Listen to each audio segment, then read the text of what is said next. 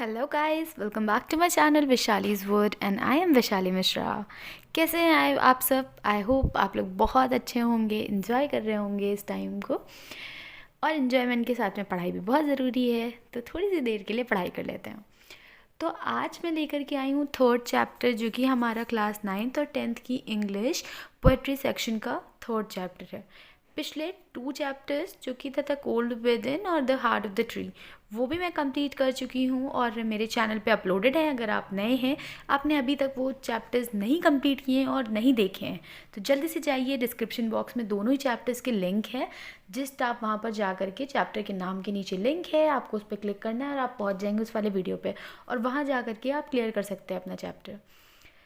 फिर उसके बाद में ये वाला थर्ड चैप्टर जो मैं लेकर के आई हूँ, द बैंगल सेलर्स, ये लिखा है सरोजनी नायडू ने।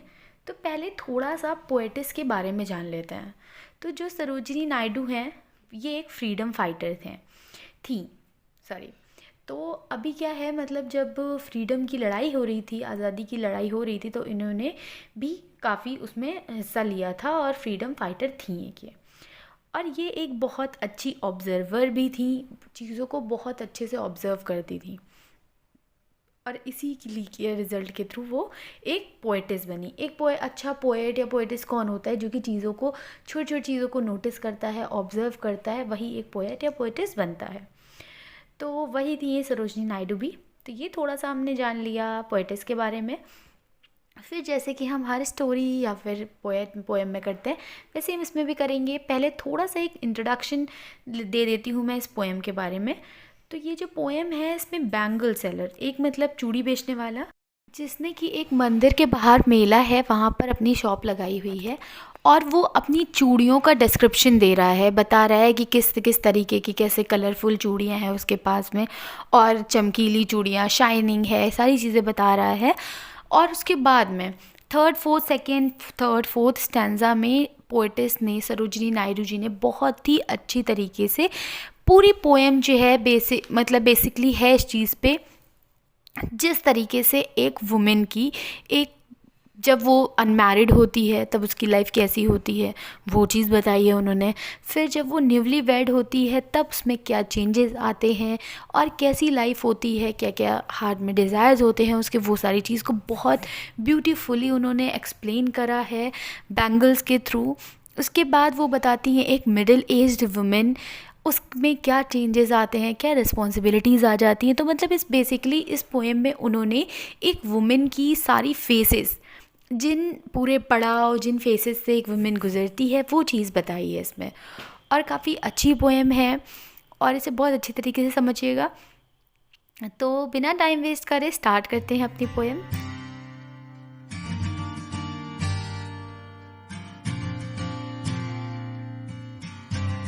तो सबसे पहले स्टैंजा स्टार्ट करने से पहले मैं बता देती हूँ, और मैं बता भी चुकी हूँ, कि यहाँ पर डिस्क्राइब किया गया है उस व्यू को जहाँ पर एक मेला लगा हुआ है और एक चूड़ी वाला तो वहाँ पर बात कर रहा है। क्या बात कर रहा है, ये हम फर्स्ट स्टैंजा में देखते हैं। Bangle sellers are we who bear our shining loads to the temple fair. Who will buy these delicate bright, rainbow-tinted circles of light, lustrous tokens of radiant lives for happy daughters and happy wives. तो ये है stanza first. अब हम line by line इसको समझते हैं। Bangle sellers, bangle means हम सबको पता है क्या होता है, चूड़ी। सेलर्स वो होते हैं बेचने वाला, सेलर्स है तो दैट विल बी बेचने वाले। तो बैंगल सेलर कौन हो गया, चूड़ी बेचने वाले। Are we who bear are shining loads to the temple fair. तो ये एक बैंगल चूड़ी बेचने वाला बोल रहा है कि हम चूड़ी बेचने वाले हैं, और हम क्या करते हैं, अपने बोझ को उठा करके इस चूड़ी, शाइनिंग, वो चूड़ी के बारे में बता रहा है। हमें पता है ना चूड़ियाँ कैसी होती हैं, शाइनिंग होती हैं। टू द टेम्पल फेयर, हम मेले में, मंदिर के पास होने वाले मेले में ये चूड़ियों का बोझ उठाकर आए हैं। फिर आगे बोल रहा है, Who will buy these delicate, bright, rainbow-tinted circles of light? Who will buy? कौन खरीदेगा? These delicate, delicate का मतलब हमें सबको पता है, ये होता है नाजुक, नाजुक, बहुत नाजुक सी। Bright, मतलब ब्राइट हों, रेनबो टिंटेड सर्कल्स। रेनबो हमें पता है रेनबो टिंटेड क्या होता है, रेनबो टिंटेड होता है मतलब रेनबो हमारा 7 कलर्स का होता है। तो ऐसी सतरंगी सी चूड़ियाँ, सर्कल बात करी है उसका शेप के बारे में कि कैसा शेप होता है, सर्कल, ठीक है। तो ऐसी सर्कल सतरंगी चूड़ियाँ नाजुक सी कौन खरीदेगा। Lustrous tokens of radiant lives for happy daughters and happy wives. फिर यहाँ बोला लस्ट्रस का मतलब क्या होता है, चमकीली। लस्ट्रस होता है चमकीली, ठीक है। जो tokens of radiant lives for happy daughters and happy wives, यहाँ पे हैप्पी डॉटर्स और हैप्पी वाइफ्स यूज़ करा है क्योंकि इसे अनमैरिड और मैरिड दोनों ही टाइप की लेडीज़ पहनती हैं। ओके, तो यहाँ पे हमारा स्टैंजा 1 हो चुका है। अब देखते हैं आगे स्टैंजा 2 में क्या। फिर सेकेंड स्टैंजा स्टार्ट होता है यहाँ से, some are meet for maiden's wrist, silver and blue as the mountain mist. Some are flowers like birds that dream on tranquil brow of a woodland stream. Some are aglow with bloom that leaves to the limpid glory of newborn leaves. Okay, अब line by line देख लेते हैं। Some, कुछ, are meet for a maiden's rest. यहाँ पे maiden क्या है, unmarried। यहाँ पे बात हो रही है, maiden का मतलब है unmarried गर्ल, अनमैरिड गर्ल के लिए यूज़ किया गया है मैरिड। तो सेकेंड स्टैंजा में, पूरे सेकेंड स्टैंजा में बात हो रही है एक अनमैरिड लड़की, एक ऐसी लड़की जिसकी भी शादी नहीं हुई है। Silver and blue as the mountain mist, तो यहाँ पे चूड़ी का कलर बता रहे हैं कि वो कैसी चूड़ियाँ पहनती हैं, ज़्यादातर ग्रीन, सिल्वर, ब्लू ऐसी चूड़ियाँ पहनती हैं जो कि कैसी दिखती हैं। माउंटेन मीन्स पहाड़, माउंटेन मिस्ट होता है जो पहाड़ पर धुंध लग जाती है। धुंध मतलब होता है जैसे कि पानी की ड्रॉपलेट्स टाइप की नहीं हो जाती हैं, वो वैसी एक धुंध टाइप की जो बन जाती है, उस तरीके से चूड़ियों को उन्होंने डिस्क्राइब किया है यहाँ पे। Some are flowers like birds that dream, यहाँ पर बताया है कुछ हैं, कुछ बर्ड्स जो कि सपने देखती हैं। किस चीज़ का, यहाँ पर भी लड़कियों, उन्हीं गर्ल्स के बारे में बात करी है जो कि किस चीज़ की चूड़ियाँ पहनकर किस चीज़ की सपने देखती हैं, अबाउट देयर मैरिज, ठीक है। तो वो शादी का सपना देखती हैं। On tranquil brow of woodland stream, tranquil का मतलब क्या है, यहाँ पर ट्रैंकिल का मतलब है शांत, ठीक है। Bro of a Woodland stream, Woodland stream की बात करी है, यहाँ पर बात कर रहे हैं, कह रहे हैं ये उतनी शांत होती हैं जिस तरीके से एक जंगल के पास से पानी बहुत शांति से निकल रहा होता। वुडलैंड स्ट्रीम का मतलब यहाँ पर है कि जो फॉरेस्ट के पास से जो पानी निकल रहा होता है बहुत शांति से, उसी से डिस्क्राइब, उस तरीके से ही इन्होंने डिस्क्रिप्शन दिया है चूड़ी का कि ये वैसी होती हैं। Some are aglow with the bloom that leaves to the limpid glory of newborn leaves. कुछ कैसी होती हैं, अग्लो मतलब बहुत हैप्पीनेस, मतलब प्रसन्नता के साथ में, प्रसन्नता से चमकना, ठीक है। विद ब्लूम दैट लीव्स, तो यहाँ पे बता रहे हैं बर्ड से कंपैरिजन किया है, अनमैरिड लेडी को बोला है बर्ड्स, उनकी एक स्टेज के बारे में बोला है, उनकी अवस्था के बारे में बोल रहा है, क्योंकि जब तक मैरिड नहीं होती है तब उनको बर्ड से कंपेयर किया जाता है। To the limpid glory, bird तो पता है दैट इज कली, to the limpid glory of new born leaves, फिर से इन्होंने यहाँ पर न्यू बॉर्न लीव्स की बात करी है। इनको यहाँ पर बात करी है जहाँ पे अनमैरिड लड़कियों के बारे में ही ये बोल रहे हैं कि वो कैसी होती हैं, just like new born leave, ऐसी पत्ती जिसका अभी अभी जन्म हुआ है। तो सेकेंड स्टैंजा मैंने पूरा समझा दिया, इसमें कुछ और नहीं। सेकेंड स्टैंजा में पूरी बात कर रहे हैं वो अनमैरिड लड़की के बारे में, जो कि कलर भी बताया है कि वो कैसी कलर, लाइट कलर की चूड़ियाँ पहनती हैं जैसे कि सिल्वर, ब्लू, ग्रीन, ये सब। फिर बताया उन्होंने कंपेयर करा बहुत सारी चीज़ों से, लड़कियों को कंपेयर करा है बर्ड से किया है और किया है न्यू बॉर्न लीव से, मतलब नई उगी हुई पत्ती से। तो यहाँ पर बता रहे हैं, और हर एक स्टैंजा में चूड़ी के साथ जैसे जैसे चूड़ी का कलर चेंज होता जाता है, वैसे ही एक वुमेन की लाइफ का फेस भी चेंज होता जाता है। तो चूड़ी के कलर से इन्होंने एक वुमेन के ज़िंदगी में आने वाले हर एक पड़ाव, हर एक फेस के बारे में बात करी है। तो अब देखते हैं थर्ड में क्या बोला है, थर्ड पैराग्राफ में सरोजिनी नायडू ने। स्टैंजा थर्ड है, Some are like fields of sunlit corn, meet for a bride on her bridal morn.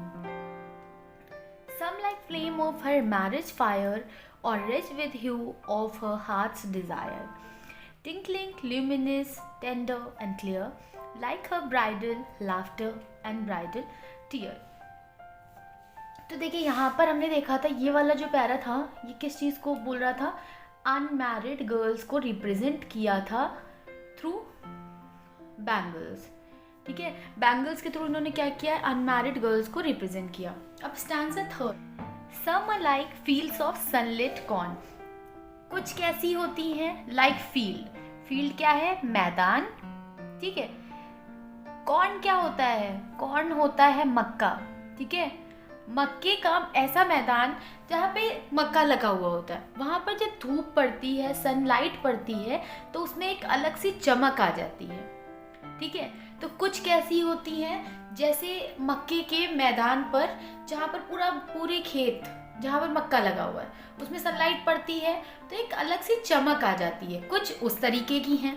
Meet for a bride on her bridal morn, एक क्या यहाँ पर बात किस चीज़ की कर रहे हैं इस पैरा में, एक न्यूली वेड ब्राइड के बारे में, एक नई दुल्हन के बारे में। तो कह रहे हैं meet for a bride on her bridal morn, तो मतलब यहाँ पे मॉर्न से मॉर्निंग रिफर किया है, उन्होंने बोला है कि ये क्या है, यहाँ पे उसकी शादी के बाद फर्स्ट मॉर्निंग की बात यहाँ पे कर रहे हैं कि एक चमक जैसी होती है ब्राइड में वैसी ही है ये चूड़ियाँ।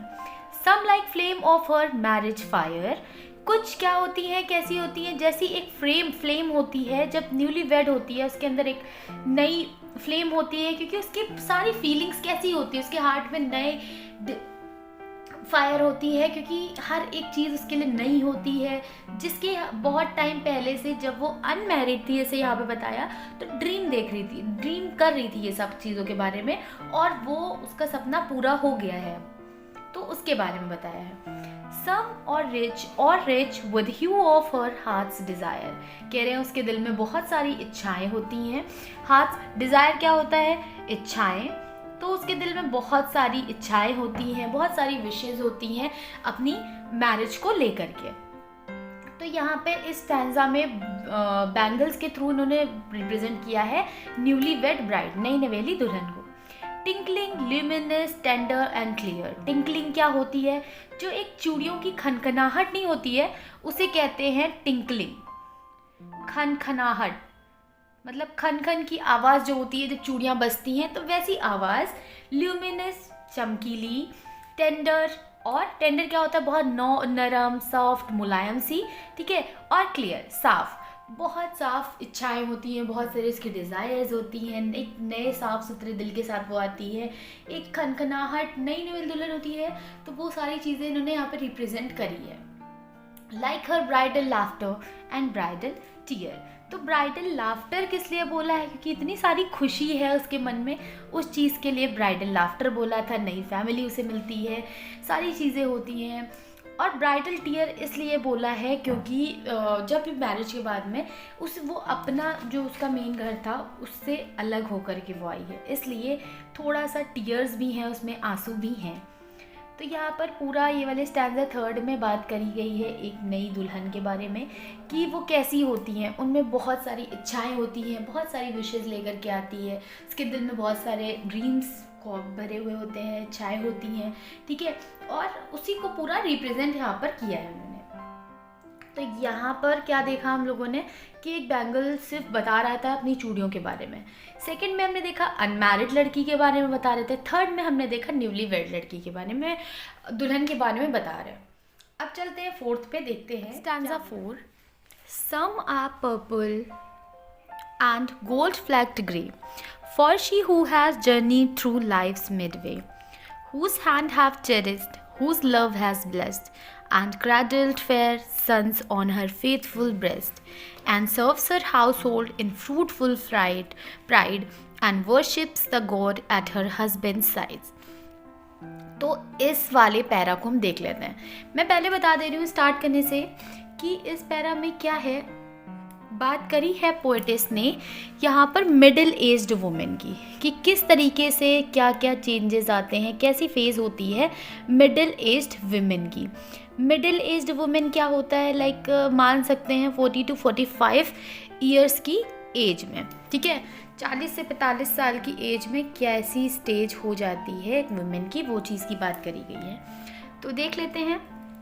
सम are purple and gold flecked grey, कुछ कैसी होती हैं, पर्पल होती है और गोल्ड फ्लेक्ड ग्रे, मतलब कुछ का कलर कैसा होता है, फ्लेक्ड यूज़ करा है कि थोड़ा धुंधला हल्का हो जाता है कलर, मतलब धीरे धीरे जैसे जैसे एज बढ़ती जाती है वैसे ही चूड़ियों का कलर भी कम होता जाता है, वैसे इतना चमकदार नहीं रह जाता है, वो थोड़ा कम, बहुत झटाक कलर्स नहीं पहनती हैं। For she who has journeyed through life Midway, for she who has journeyed, जिसने, मतलब वो जिसने आधा रास्ता, मिडवे क्या होता है, बीच का रास्ता, मतलब बीच का रास्ता, तो वो कहाँ पे है, अपनी लाइफ के बीचों बीच में है, जहाँ पर उसने अपना आधा रास्ता उसने तय कर चुकी है, वो अपनी आधी यात्रा तय कर चुकी है। Whose hands have cherished, whose love has blessed। cherished का मतलब क्या होता है, पोषित, पोषित, ठीक है, और blessed का मतलब आशीर्वाद देना, आशीर्वाद देना, ठीक है। तो कह रही है whose hand has cherished, whose and love and blessed, उसने क्या किया है, अपने पूरे जीवन में बहुत ज़्यादा आशीर्वाद दिए हैं, पालन पोषण करा है और इन्हीं सब में बहुत ज़्यादा व्यस्त रही है। and cradle fair son on her faithful breast, और उसने क्या किया, cradle का मतलब होता है पालना, और मिडिल एज में है तो क्या होगा, उनके किड्स भी होंगे जो कि बड़े हो चुके हैं, ठीक है। तो यहाँ पर बोल रहे हैं कि उसने अपने ब्रेस्ट से, ठीक है, पूरी ईमानदारी के साथ में उनका पालन पोषण किया है, किस तरीके से फीड किया है, तो यहाँ पर सिर्फ बात कर रहे हैं पालन पोषण किस तरीके से उसने अपने बच्चों का किया है। And serves her house hold in fruitful pride, ठीक है, उसने अपने पूरे घर को बहुत अच्छी तरीके से संभाला है।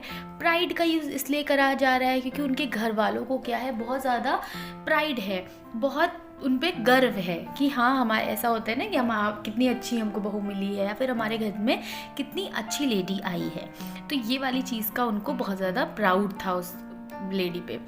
And worships the God at her husband side, तो बोलती है कि यही है कि वो पूजा करती है भगवान की, और अपने, मतलब यहाँ पे इंडियन में ऐसा होता है कि अपने हस्बैंड को ही वो गॉड मानती है, तो वो चीज़ को भी बताया यहाँ पे। तो ये जो 4th स्टैंजा है इसमें मिडिल एज्ड वुमेन की बात करी है। तो ये पोएम में हमने बहुत सारी चीज़ें देखी, तो कंप्लीट हो गई है ये हमारी 3rd पोएम जो कि है the bangle sellers. It is written by Sarojini Naidu. काफ़ी अच्छी पोएम थी ये, और बाकी आप लोग को अगर अभी भी कोई भी डाउट है तो आपको कमेंट सेक्शन में पूछना है, और मैं पूरी ट्राई करूँगी कि मैं आप लोग का डाउट जल्दी से जल्दी सॉल्व कर दूँ। तो और डाउट्स के साथ में आगे बढ़ने का कोई मतलब नहीं होता है, मैं हर बार ये कहती हूँ और इस बार भी वही कह रही हूँ। बाकी बेल आइकन को भी हिट कर लीजिएगा, अगर आपने सब्सक्राइब नहीं करा है तो सब्सक्राइब कर दीजिएगा। बेल आइकन हिट करने का फ़ायदा ये रहेगा, जैसे ही मैं नया वीडियो अपलोड करूँगी आपको नोटिफिकेशन मिल जाएगा उसका, तो आप जल्दी से देख लेंगे और अपना वो पोर्शन कंप्लीट कर पाएंगे। इसलिए और शेयर भी कर दीजिएगा, और आपके फ्रेंड्स होंगे जिनको इसकी ज़रूरत होगी तो उनके साथ में शेयर कर दीजिएगा। बाय बाय, मिलते हैं अभी नेक्स्ट चैप्टर के साथ में।